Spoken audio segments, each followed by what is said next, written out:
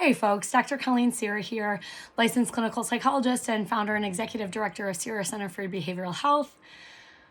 How's everybody doing?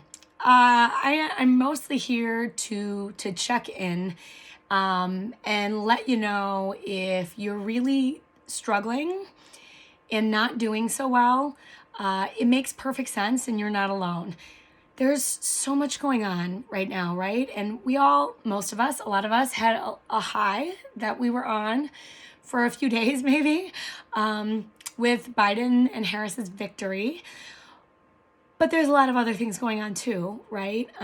We're seeing things in our democracy that we've literally never seen happen in our lifetime.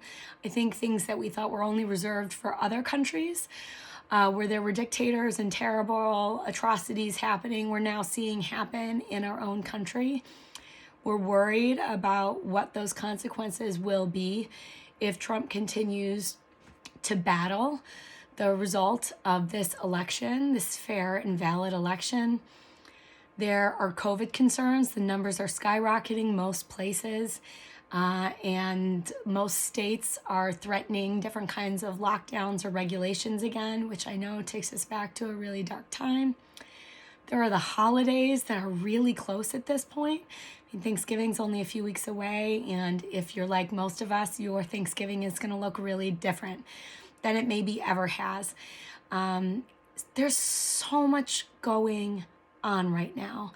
There is so much to be overwhelmed by and feel worried about, right? So, a couple of reminders. Please be taking good care of yourself. And I am coming from a place of solidarity. Last week, I was not taking care of myself at all. And I felt envious and like in awe of all the people who I saw taking good care of themselves, not being glued to the television, meditating more, being out in nature more. I was like, what? How are you doing that?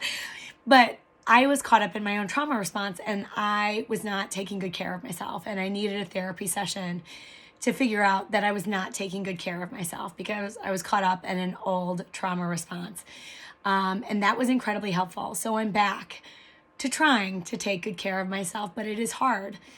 It is really hard. So take good care of yourself.